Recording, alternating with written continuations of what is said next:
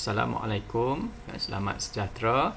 Baik, kita berjumpa sekali lagi dalam kelas untuk hari ini bagi subjek geografi. Kita akan teruskan dengan pembelajaran bagi bab yang ke-6, okay, iaitu sumber semula jadi di Malaysia. Okay? Baik. Bagi pengenalan bab, kita nak lihat sebagai seorang rakyat yang tinggal di Malaysia, kita seharusnya berasa bangga dengan kepelbagaian sumber semula jadi yang ada di seluruh negara kita. Adakah kamu semua tahu dan boleh nyatakan dan dapat kenal pasti di mana kedudukan taburan sumber semula jadi yang ada di negara kita? Bagaimanakah sumber-sumber ini boleh mempengaruhi kepada pembangunan ekonomi di negara kita? Itu yang akan kita lihat untuk hari ini pada bab yang ke-6 bertajuk sumber semula jadi di Malaysia. Baik, bagi objektif pembelajaran, apa yang akan kita belajar untuk bab yang ke-6 ini? Yang pertama, kita akan lihat apakah jenis-jenis sumber semula jadi di Malaysia. Kita akan menamakan sumber semula jadi di Malaysia. Kemudian objektif pembelajaran yang kedua, kita akan kenal pasti kedudukan ataupun kita panggil sebagai taburan sumber boleh baharu dan sumber tidak boleh baharu di Malaysia. Apa itu sumber boleh baharu dan sumber tidak boleh baharu? Kita akan lihat sebentar lagi. Yang ketiga, kita akan cuba menghuraikan sumber boleh baharu dan juga sumber tidak boleh baharu di Malaysia. Kita akan lihat dengan lebih terperinci apa yang terkandung di dalam sumber boleh baharu dan juga apa yang boleh kita dapati daripada sumber yang tidak boleh baharu dan kita hanya fokuskan di negara kita, iaitu di Malaysia. Kemudian yang keempat, kita akan buat satu rumusan secara keseluruhan berkenaan dengan kepentingan. Kenapa pentingnya sumber semula jadi dalam pembangunan ekonomi di Malaysia. Pentingnya sumber semula jadi ini dalam membangunkan ekonomi di Malaysia. Bagaimana peranan dia, kepentingannya. Baik. Sedikit maklumat, info. Kita lihat di sini. Info di perairan Laut Cina Selatan yang merangkumi kepada beberapa buah negeri di Malaysia, antaranya negeri Pahang, Terengganu, Kelantan, Sabah dan Sarawak. Negeri-negeri ini berpotensi, mempunyai potensi yang baik dalam menjana kuasa tenaga melalui tenaga ombak, penjanaan tenaga ombak pada masa hadapan. Dia berpotensi kerana kawasan persisir pantai ataupun kawasan perairan Laut Cina Selatan mempunyai laut yang terbuka dan menerima jumlah angin dan juga arus ombak yang kuat sepanjang tahun. Dia tidak bermusim, dia sentiasa ada sepanjang tahun. Baik, itu maklumat tambahan. Baik, yang seterusnya kita nak lihat secara sepintas lalu apa yang akan kita belajar dalam bab yang ke-6 ini. Yang pertama, kita akan lihat apa sumber semula jadi yang boleh kita dapati di negara kita, di Malaysia. Kemudian yang kedua, berkenaan dengan taburan ataupun kedudukan Di mana sumber boleh baharu dan sumber tidak boleh baharu ini boleh kita dapati. Kemudian yang ketiga, kita nak tahu perbezaan apa itu sumber boleh baharu dan juga sumber yang tidak boleh dibaharu. Okey, di sini pun dah ada dinyatakan secara ringkasnya. Tak apa, nanti kita akan pergi dengan lebih terperinci. Baik, kemudian yang keempat, berkenaan dengan kepentingan sumber semula jadi dalam memainkan peranannya berkaitan dengan pembangunan ekonomi di Malaysia. Peranan sumber semula jadi ini dalam membantu membangunkan ekonomi di Malaysia. Okey, baik, itu 4 perkara yang akan kita lihat untuk bab yang ke-6 untuk kali ini. Baik, kita teruskan dengan pembelajaran kita bagi 6.1, tajuknya sumber semula jadi di Malaysia. Okey, apa yang dimaksudkan sebagai sumber semula jadi? Okey, baik, sumber semula jadi iaitu bahan ataupun punca yang terdapat di sekitar kita, di sekeliling kita. Sama ada dia berada di atas permukaan bumi, okey, ataupun berada di dalam bumi, iaitu di dalam tanah dan sebagainya, ataupun sumber tersebut berada di dalam air. Okey, dia tak kira di mana-mana sahaja, di atas permukaan bumi, di dalam permukaan bumi ataupun di dalam air. Okey, kemudian terdapat 2 jenis sumber semula jadi. Okey, yang tadi kita nak lihat secara lebih terperinci tadi. Sumber boleh baharu dan juga sumber tidak boleh baharu. Okey, baik. Untuk yang pertama, kita lihat dahulu yang berkaitan dengan sumber boleh baharu. Okey, apa itu sumber boleh baharu? Okey, sumber boleh baharu ialah satu sumber semula jadi, okey, yang tidak akan habis walaupun diambil dan digunakan secara berterusan. Dan sumber ini boleh diperbaharu dengan melalui beberapa kaedah. Okey, ingat sumber boleh baharu ini dia tidak akan habis walaupun diambil dan diguna secara berterusan. Dan ada daripada sumber boleh baharu ini boleh diperbaharui dengan melalui beberapa proses ataupun beberapa kaedah. Baik, kita nak lihat beberapa contoh yang berkaitan dengan sumber boleh baharu. Okey, ada 4 jenis sumber boleh baharu. Yang pertama, hutan. Okey, dia merangkumi pelbagai jenis hutan. Hutan hujan tropika, hutan pantai, hutan gunung, hutan paya, dan hutan paya ni ada 2 jenis, hutan paya air masin dan juga hutan paya air tawar. Manakala sumber boleh baharu yang kedua iaitu suria, cahaya matahari.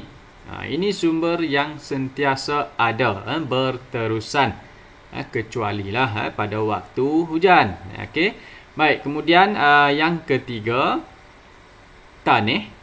Okey, merangkumi kepada pelbagai jenis tanah, terutamanya di Malaysia. Tanah-tanah yang kebiasaannya yang mudah untuk didapati antaranya seperti laterit, gambut, alluvium, beris dan juga pasir. Dan sumber boleh baharu yang terakhir ialah air. Okey, air ni banyak, sungai, paya, laut, air bawah tanah, empangan, kolam dan juga tasik. Okey, baik, ingat 4 jenis sumber boleh baharu, hutan, suria, tanah dan juga air. Baik, yang seterusnya, sumber tenaga alternatif. Okey, kita lihat pula apa yang dikatakan sebagai tenaga alternatif. Baik, yang pertama, sumber tenaga alternatif ini dia bercirikan ataupun berasaskan daripada alam semula jadi. Contohnya seperti suria, cahaya matahari, kemudian air, angin dan juga ombak, serta kolam air panas, sisa tumbuhan dan juga tinja haiwan. Baik, bahan-bahan ini adalah untuk digunakan dalam penghasilan sumber kuasa elektrik. Baik, kemudian yang kedua, sumber tenaga alternatif, iaitu sumber yang bersifat mesra kepada alam sekitar dan digunakan untuk menggantikan penggunaan bahan api yang biasa yang kita gunakan pada masa kini, bahan api fosil. Contohnya seperti apa? Minyak, gas, arang batu. Sumber tenaga alternatif ini adalah satu cara alternatif pengganti yang digunakan untuk menggantikan penggunaan bahan api fosil. Baik, yang ketiga, contoh tenaga alternatif ialah penjanaan kuasa hidroelektrik. Kemudian tenaga suria. Tenaga suria yang menggunakan cahaya matahari. Tenaga biomas, iaitu menggunakan tinja haiwan. Tinja haiwan ni bermaksud menggunakan najis-najis ataupun bahan kumuhan haiwan. Kemudian tenaga ombak. Kemudian tenaga geoterma dan juga tenaga angin. Baik. Kemudian yang keempat, di Malaysia antara sumber tenaga alternatif yang boleh diadakan di Malaysia, yang ada di Malaysia. Yang pertama, contoh yang dapat kita lihat iaitu tenaga hidroelektrik yang terletak ataupun yang telah digunakan di Empangan, Kenyir, yang terletak di negeri Terengganu. Kemudian yang kedua, tenaga suria. Pemasangan panel-panel solar pada bumbung rumah dan bangunan. Tujuannya adalah untuk menjana kuasa elektrik. Kemudian tenaga biomas di Miri dan Sri Aman di Sarawak. Manakala tenaga angin di Pulau Layang-Layang di negeri Sabah. Baik, biomas tadi yang kita lihat. Apa yang dimaksudkan dengan biomas? Baik, biomas ni adalah tenaga yang dihasilkan daripada bahan buangan ataupun bahan kumuhan organisme hidup yang terdapat dalam satu ekosistem atau sesebuah kawasan. Itu yang dimaksudkan sebagai biomas. Kemudian tenaga geoterma. Yang dimaksudkan dengan geoterma ini iaitu tenaga yang dihasilkan atau berpunca daripada haba dalam bumi. Baik. Ini adalah gambar satu contoh panel solar yang menggunakan cahaya elektrik, cahaya matahari untuk menjana kuasa tenaga elektrik. Baik. Yang seterusnya, kita nak lihat pula kepada sumber yang tidak boleh baharu. Apa pula yang dikatakan sebagai sumber yang tidak boleh baharu? Sumber yang tidak boleh baharu ini adalah satu sumber semula jadi. Masih sama, sumber semula jadi, yang tetapi perbezaan dia yang akan habis ataupun pupus dalam jangka waktu tertentu. Ingat sumber tidak boleh baharu adalah sumber semula jadi yang akan habis ataupun pupus dalam jangka waktu tertentu. Jika penerokaan sumber tersebut tidak dikawal dan dirancang dengan baik. Itu perbezaan.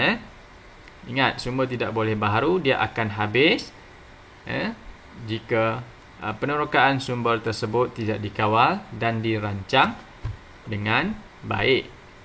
Okey, kita nak lihat apa yang terdapat di dalam sumber yang tidak boleh baharu ini.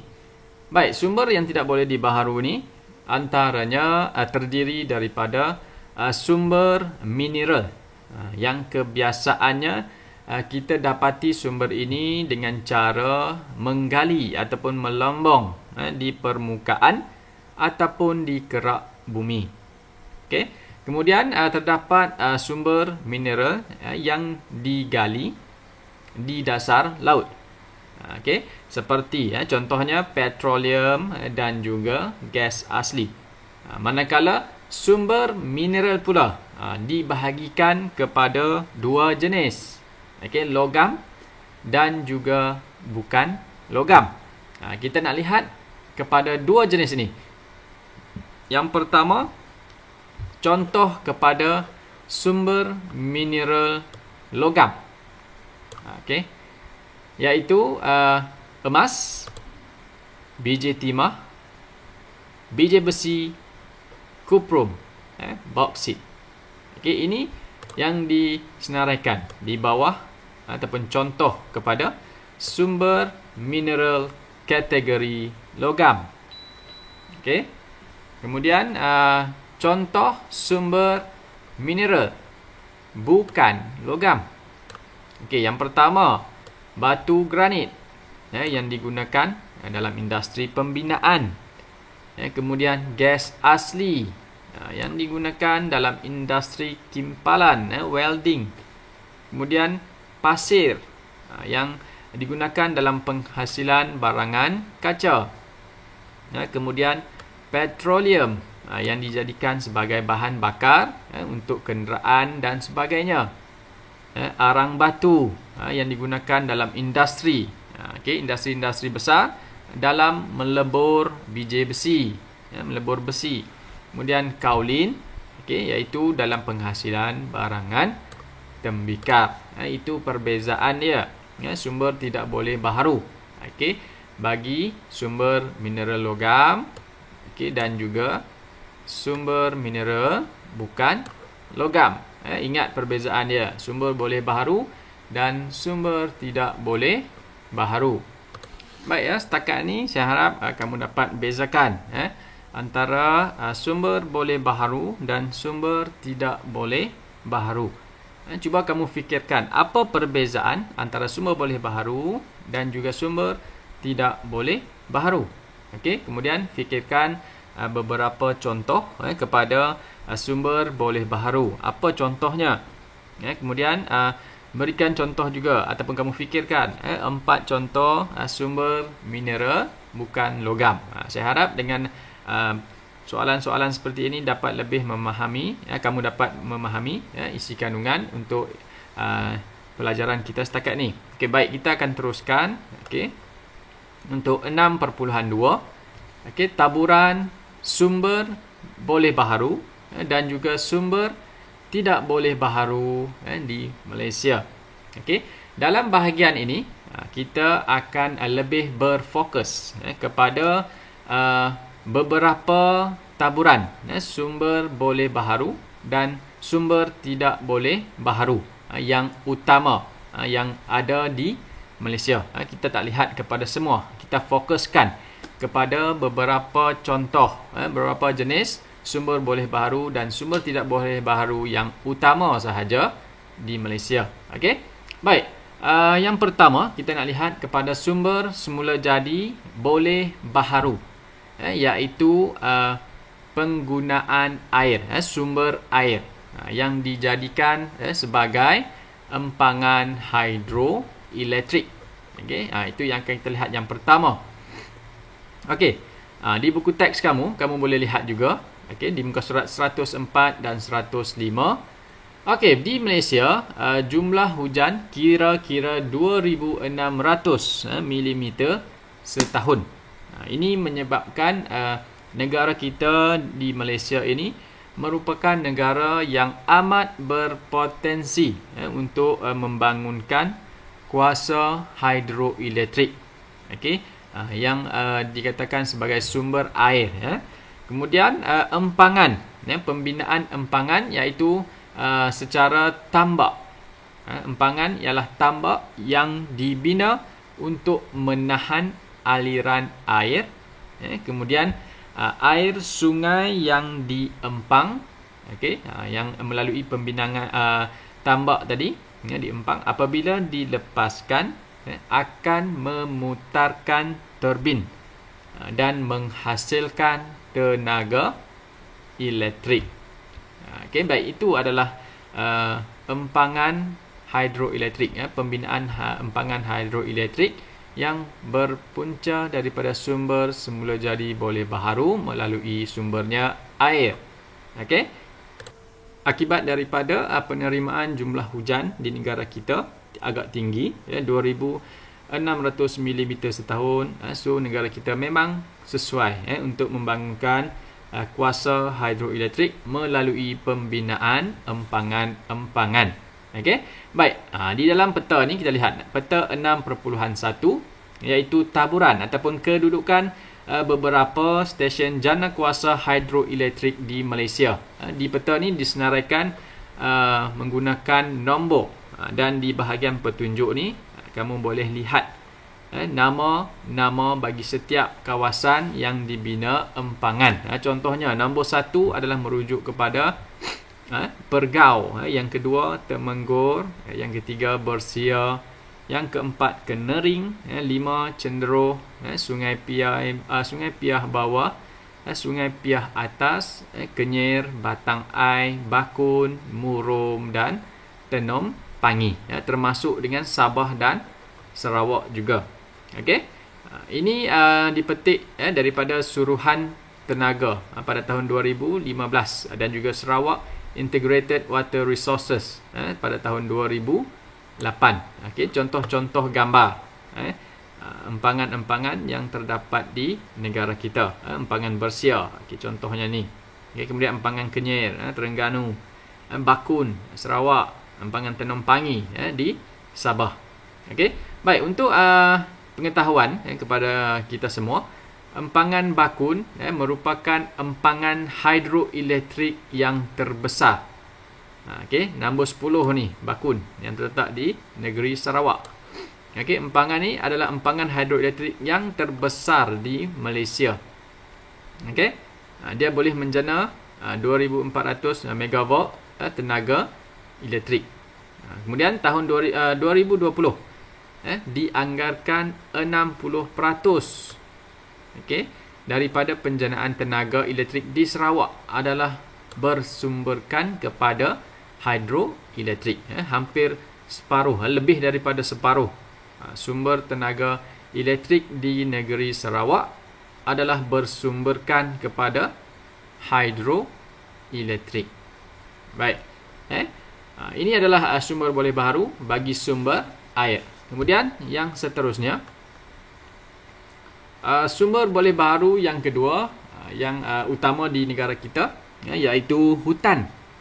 Baik, di sini ada satu jadual merujuk ataupun terkandung kepada contoh jenis hutan dan tanah, kemudian lokasinya dan sumber hutan yang terdapat di Malaysia. Kita akan lihat contoh jenis hutan dan apakah jenis tanah yang terdapat di kawasan hutan tersebut.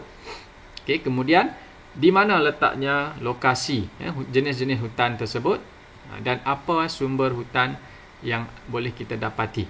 Baik, yang pertama, jenis hutan yang pertama, jenis hutan dan tanah, hutan hujan tropika, iaitu tanahnya ataupun tanahnya tanah alluvium dan tanah laterit. Lokasi bagi hutan hujan tropika ini adalah terletak di bahagian tengah semenanjung Malaysia dan juga bahagian pendalaman ataupun pedalaman di Sabah dan juga Sarawak. Baik, di hutan hujan tropika, apa yang boleh kita dapati dalam hutan tersebut, sumbernya. Contoh-contoh kayu, kayu-kayu balak, contohnya seperti cengal, meranti, merbau, mersawa, jelutung, keruing, nyatuh, buluh, rotan, orkid, paku pakis, tanaman herba.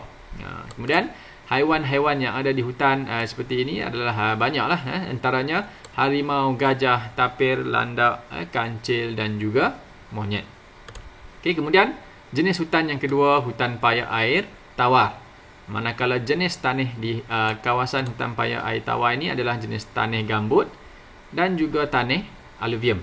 Okey, lokasi bagi kawasan hutan paya air tawar ni sekitar Tasik Chini, Bera, Rompin dan Pekan di negeri Pahang. Kemudian Sabak Bernam dan Tanjung Karang di Selangor, dataran hilir Perak, sungai sekitar Sungai Lupar dan Sungai Rajang di Sarawak.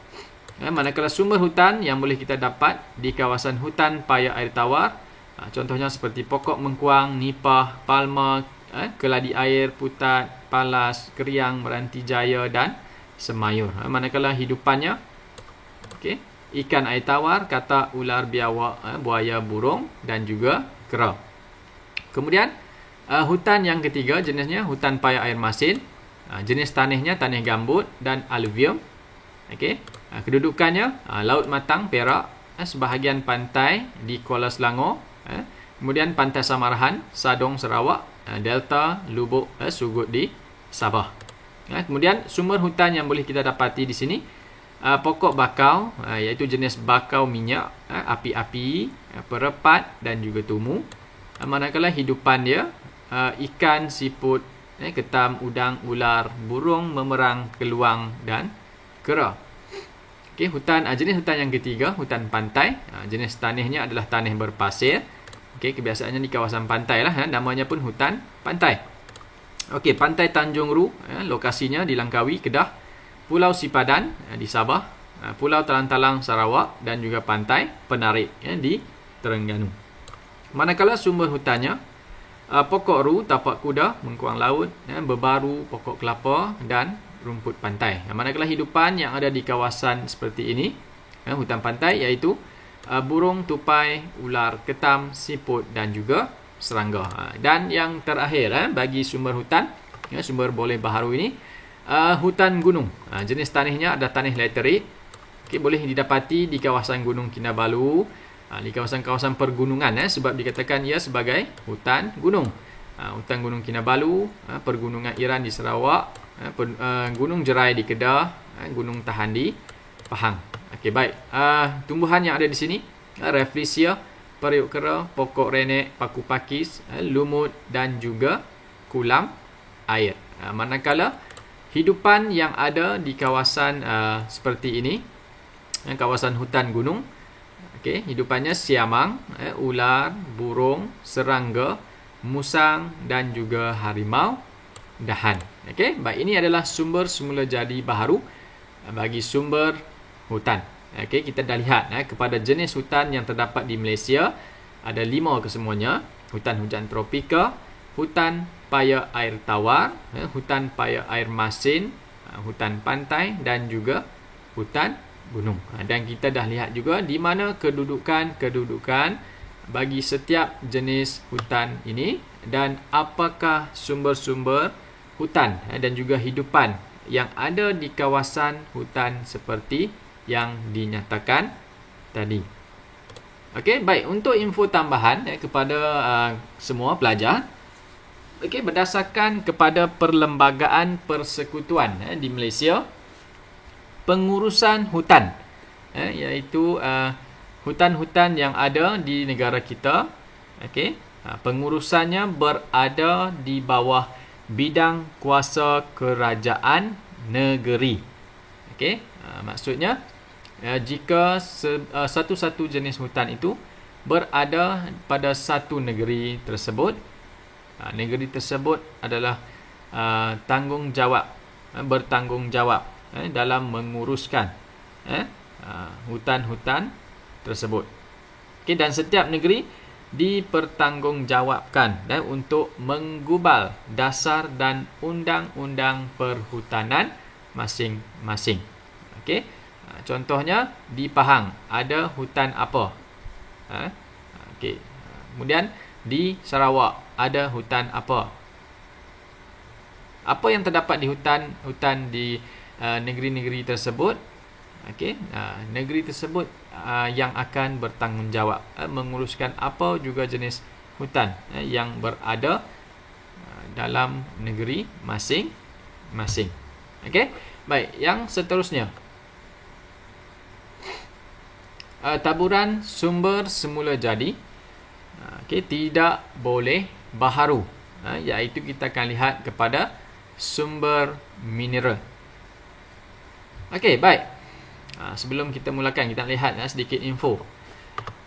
Jabatan Mineral dan Geoscience Malaysia, iaitu jabatan yang menyediakan perkhidmatan kepakaran dalam bidang mineral, geoscience dan perlombongan bagi menggalakkan pelaburan dalam sektor mineral dan perancangan dalam pembangunan negara. Okey, baik. Di sini kita nak lihat taburan ataupun kedudukan kepada beberapa sumber semula jadi yang tidak boleh baharu dalam kategori mineral. Okey, yang terdapat dalam peta ini adalah petroleum, gas asli, emas, arang batu dan juga kawasan bandar. Ini bukan sumber lah, ini bandar-bandar yang berhampiran dengan kewujudan sumber-sumber mineral ini. Okey, baik. Kamu boleh lihat pada peta lah. Okey. Kemudian kita nak lihat kepada contoh lokasi dan juga kegunaan sumber tidak boleh baharu tadi. Okey, berdasarkan kepada peta ini, kita nak lihat. Baik. Yang pertama, jenis sumber yang boleh kita dapati di negara kita iaitu petroleum, gas asli, emas dan juga arang batu. Okey, kita nak lihat lokasinya di mana dan juga apa kegunaan bagi setiap sumber ini. Okey, yang pertama adalah petroleum. Okey, di mana kita boleh dapati sumber ini? Okey, yang pertama di luar pesisir pantai Kelantan dan Terengganu. Cuba rujuk di peta di kawasan ini. Okey, luar pesisir pantai Kelantan dan Terengganu. Kemudian yang kedua, luar pesisir pantai Sabah. Di mana negeri Sabah? Di sini. Okey, luar pesisir pantai di Sabah. Kemudian luar pesisir pantai di Sarawak. Di kawasan ini. Ini petroleum yang berwarna hijau. Okey, merujuk kepada petunjuk. Tolong lihat pada petunjuk. Okey, baik. Kegunaan petroleum menjana tenaga elektrik. Okey, digunakan sebagai bahan api kenderaan. Okey, digunakan juga dalam industri petrokimia dan juga dijadikan sebagai bahan bakar. Okey, baik, itu yang pertama, petroleum. Yang kedua adalah gas asli. Gas asli, lihat pada peta, merujuk kepada simbol ini yang berwarna merah. Okey, baik. Kedudukannya luar pesisir pantai Kelantan dan Terengganu, sama seperti tadi. Luar pesisir pantai Sabah dan luar pesisir pantai di Sarawak. Kawasan yang sama di kawasan petroleum. Dan gas asli pula kegunaan dia juga bahan api kepada kegunaan domestik, kemudian industri petrokimia dan juga bahan api alternatif untuk kegunaan kenderaan sebagai bahan bakar. Okey, baik, yang seterusnya emas. Okey, emas simbolnya berwarna merah dan bulat di kawasan ini. Cuba kamu lihat. Okey, baik, emas boleh didapati di sekitar Raub dan Kuala Lipis di negeri Pahang. Okey, di sini banyak kawasan ini. Kemudian bau di Sarawak, sekitar Rusila di Terengganu. Okey, emas seperti yang kita tahu, kegunaannya adalah untuk dijadikan sebagai perhiasan, barangan kemas dan juga jongkong emas. Manakala arang batu, okey, arang batu merujuk kepada simbol empat segi ini yang berwarna hitam. Okey, yang kamu dapat lihat di sini contohnya. Kedudukannya di Silimpopon, Maliau di Sabah, Bintulu, Mukah, Merit Pilar, Silantik dan Balingan terletak di negeri Sarawak. Kegunaan arang batu ni menjana tenaga elektrik, dan juga kegunaan yang kedua adalah digunakan untuk meleburkan besi. Okey, so kita dah lihat kepada satu contoh taburan sumber semula jadi yang tidak boleh baharu berdasarkan kepada sumber mineral. Okey. Kita nak teruskan yang seterusnya dengan 6.3 yang berkaitan dengan kepentingan sumber semula jadi dalam pembangunan ekonomi di Malaysia. Kita nak lihat apa peranan sumber semula jadi ini. Apa kepentingannya dalam memainkan peranan dalam membangunkan atau memberi sumbangan dalam pembangunan ekonomi di Malaysia. Okey, baik. Kepentingannya disenaraikan di sini ada 5 kesemuanya. Yang pertama, sebagai sumber bahan mentah. Okey, yang kedua, menjana kepada pendapatan negara. Okey, yang ketiga, pembukaan kawasan baharu. Okey, kemudian yang seterusnya, kemajuan infrastruktur, dan yang kelima, peluang pekerjaan. Okey, baik, kita akan lihat satu persatu. Okey, baik, yang pertama, kepentingan sumber semula jadi ini dalam pembangunan ekonomi di Malaysia dijadikan sebagai sumber bahan mentah.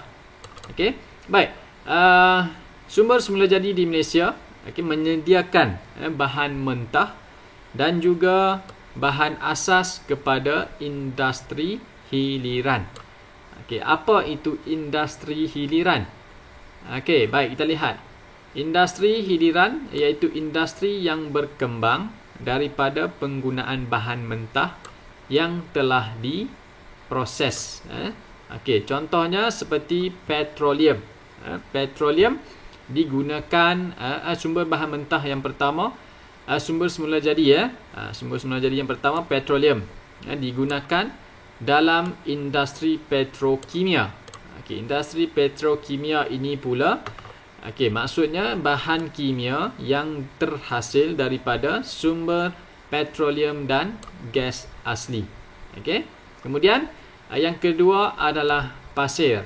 Okey, sumbernya adalah pasir dan pasir ini digunakan dalam industri hiliran dalam pembinaan. Okey, dalam industri pembinaan. Kemudian kayu balak adalah sumber bahan mentah. Okey, dan industri hilirannya menggunakan kayu balak ini dalam penghasilan perabot hiasan dan sebagainya. Okey, kemudian hasil hutan dan ia memberi sumber kepada industri kraft tangan menghasilkan pelbagai perhiasan yang berasaskan kepada sumber-sumber hutan. Okey, baik. Yang kedua, kepentingan sumber semula jadi yang seterusnya adalah menjana kepada pendapatan negara. Okey, maksudnya sumber semula jadi ini telah memberi pendapatan kepada negara kita. Okey, melalui sektor yang melibatkan bahan mentah seperti petroleum, gas asli dan juga kayu balak. Okey, petroleum adalah antara sumber bahan mentah yang terpenting bagi negara kita. Kita dapat menghasilkan jumlah petroleum yang banyak dan kita dapat mengeksport ataupun menjual, dan hasil daripada ekspor tersebut telah mendatangkan pendapatan kepada negara, termasuklah hasil daripada gas asli yang dijual, kayu balak yang dieksport kepada negara lain. Kemudian yang ketiga, kepentingan yang ketiga iaitu pembukaan kawasan baharu. Okey, Maksudnya di sini adalah membangunkan bandar-bandar baharu yang dilengkapi dengan pelbagai kemudahan. Contohnya seperti di Kerteh dan Pakar Terengganu. Bandar ini berkembang akibat daripada pendaratan ataupun kawasan tersebut telah menjadi kawasan pendaratan sumber petroleum. Okey, dan juga gas asli. Sama juga dengan Bintulu dan Miri dan Sandakan di Sabah. Kawasan-kawasan ini jadi berkembang pesat akibat daripada pendaratan sumber-sumber bahan mentah. Akibat daripada pendaratan di kawasan ini, secara tidak langsungnya infrastruktur yang ada di situ perlu lengkap. Pihak kerajaan akan membina infrastruktur yang lebih lengkap bagi kegunaan industri-industri yang memerlukan di kawasan tersebut. Manakala industri-industri ini memerlukan pekerja yang ramai. So, banyak perpindahan masuk. Migrasi berlaku di kawasan ini. Perpindahan masuk ke kawasan ini menyebabkan kawasan ini semakin berkembang. Penduduk yang ramai dan infrastruktur yang diperlukan juga perlu lengkap dan perlu banyak. So, secara tidak langsung lama-kelamaan kawasan-kawasan ini boleh berkembang dengan lebih baik akibat daripada pendaratan ataupun sumber-sumber bahan mentah yang terdapat di kawasan tersebut. Okey, kemudian yang seterusnya, kemajuan infrastruktur. Okey, ini kepentingan sumber semula jadi yang seterusnya. Kemajuan infrastruktur yang bermaksud pihak kerajaan akan membangunkan pelbagai kemudahan bagi memudahkan untuk menguruskan sumber-sumber tadi. Okey, bagaimana untuk memudahkannya? Dengan pembinaan jalan raya, iaitu jaringan pengangkutan bagi memudahkan penghantaran dan pengambilan bahan-bahan mentah. Contohnya seperti pembinaan Lebuh Raya Utara Selatan dan juga Lebuh Raya Jerangau. Okey, kemudian bagi jalan laut, pembinaan pelabuhan. Contohnya seperti pembinaan pelabuhan Kemaman dan juga pelabuhan Bintulu di Sarawak. Kemaman ni di Terengganu. Kemudian kemajuan infrastruktur yang semakin pesat berkembang melalui pembinaan lapangan terbang menggunakan jalan udara. Contohnya seperti lapangan terbang Kerteh di Terengganu. Kemudian landasan kereta api. Ini telah lama berkembang dengan begitu pesat sejak dulu lagi. Asasnya dibina lewat kurun ke-19 jika semua pelajar masih ingat. Kenapa landasan kereta api ini dibina lebih awal, sejak kurun ke-19 lagi? Tujuannya adalah untuk mengangkut sumber bahan mentah utama ketika itu oleh pihak British, iaitu sumber bahan mentah biji timah, iaitu daripada Taiping ke Kuala Sepetang. Okey, baik. Kemudian yang terakhir, kepentingan sumber semula jadi ini telah memberi peluang pekerjaan kepada rakyat Malaysia.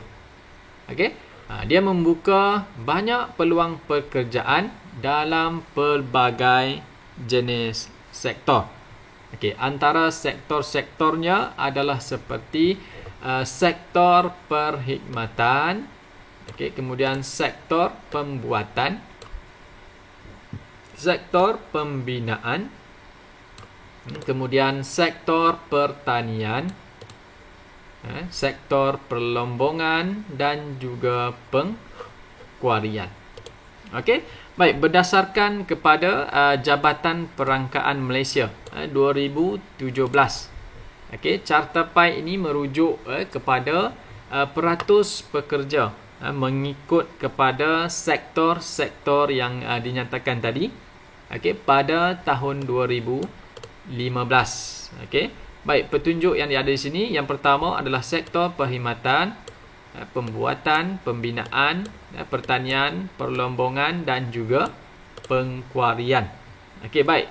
Jika kita lihat di carta pie ini, sektor yang terbesar peratus pekerjanya adalah dalam sektor perkhidmatan, merangkumi kepada 55.3%. Okay, kemudian kedua, sektor yang terbesar iaitu sektor pembuatan, melalui 24.2%. Yang ketiga terbesar iaitu sektor pembinaan, 15%, dan sektor pertanian 4.6%, perlombongan dan pengkuarian adalah 0.9%. Okey, so jumlah yang tertinggi di sini kita dapat lihat ialah dalam sektor perkhidmatan. Manakala peratus pekerja bagi sektor yang paling rendah iaitu sektor perlombongan dan juga pengkuarian. Dan secara keseluruhannya, okay, jumlah adalah 8.68 juta orang pekerja. Ini semua jumlah pekerja mengikut kepada sektor-sektor ini berdasarkan kepada sumber semula jadi, sumber bahan mentah di Malaysia. Okey, kita dah habis untuk bab yang ke-6. Kita dah bincangkan dengan terperinci tadi untuk bab yang ke-6. Sekarang kita nak lihat secara kesimpulan, secara ringkasan supaya kamu tidak lupa. Okey, sumber semula jadi di Malaysia dibahagikan kepada dua, iaitu sumber boleh baharu dan juga sumber tidak boleh baharu. Okey, bagi sumber boleh baharu iaitu 4 tadi, hutan, suria, tanah dan juga air. Okey, kemudian baik, sumber tidak boleh baharu dibahagikan kepada dua jenis tadi. Sumber mineral logam dan juga sumber mineral bukan logam. Bagi sumber mineral logam, emas, biji timah, biji besi, kuprum, boksit. Kemudian sumber contoh mineral bukan logam, batu granit, gas asli, pasir, petroleum, arang batu dan juga kaulin. Manakala sumber tenaga boleh baharu, okey, iaitu hidroelektrik, suria, biomas dan juga angin. Manakala kepentingan sumber semula jadi tadi, kita ingat balik ada berapa? Ada 5 sebagai sumber bahan mentah, okey, menjana kepada pendapatan negara, pembukaan kawasan baharu, kemajuan infrastruktur dan juga dijadikan sebagai peluang pekerjaan. Okey. Baik, itu adalah kesimpulan secara ringkasnya bagi bab yang ke-6, sumber semula jadi di Malaysia. Okey, yang seterusnya kita akan lihat latihan pengukuhan kepada kamu sebagai latihan untuk hari ini. Okey, kita akan lihat pada video yang kedua.